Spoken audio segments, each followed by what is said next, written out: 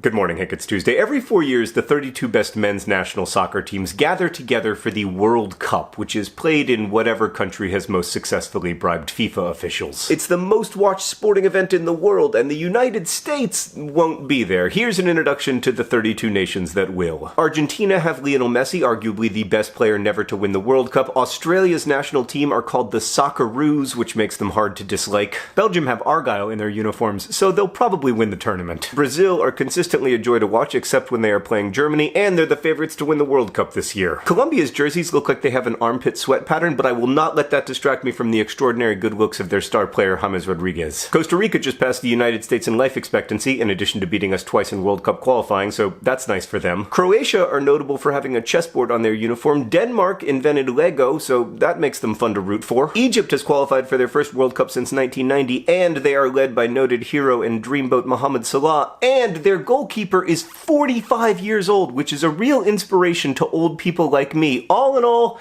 they are my adopted team for the World Cup. England, right, so the deal with England is that every World Cup, all the fans are like, our team isn't even that good, we probably won't even make the quarterfinals, and then they do make the quarterfinals, whereupon they lose, and all the fans are shocked and devastated that their national team did exactly what it always does. France's mascot is a rooster. Also, they're a trendy pick to win the World Cup this year, but they couldn't beat the United States in a friendly over the weekend, so I'm a bit dubious. Germany are very good, and they have a manager who always looks like an aging beetle trying to hail a cab. Iceland qualified for the World Cup despite having a population smaller than Wichita, Kansas. How are we not going to the World Cup? I'm sorry, that is off topic. Congratulations to Iceland, who would be a great pick for my adopted team if it weren't for my undying love for Mohamed Salah. Iran's backup goalkeeper slept on the floor of the pizza restaurant where he worked until signing a professional contract a few years ago. Almost all of Japan's players play professionally for Japanese teams, which is why it's no excuse to say MLS isn't good enough to develop World Cup level players. Mexico are obviously the best team in North America. Also, they have Rafa Marquez, who will be playing in his 5th World Cup. Morocco have a very strong defense, which they will need against Spain and Portugal. Nigeria, meanwhile, have the best kits in the tournament, and if they weren't in the hardest group, they might go far, but they are in the hardest group. Panama have qualified for their first World Cup ever, which is great, and I am totally over the fact that they beat the United States in qualifying. How do you lose to Trinidad? My friend the writer Daniel Alarcon is Peruvian, and their uniform has a sash, and they've qualified for their first World Cup since 1982, making them an excellent choice for your adopted team until and unless you look into these dreamy eyes. Poland are a good long-shot pick to go far in the tournament if their star striker Robert Lewandowski is in form. Portugal have Cristiano Ronaldo, if you're into that kind of thing. I'm sorry, I'm trying to work my way through some of my issues around Real Madrid right now. Russia's hosting the tournament, and I'm not gonna say anything else because I am genuinely scared of Vladimir Putin. Saudi Arabia are the biggest underdogs. Serbia has a defense with tons of experience, or put another way,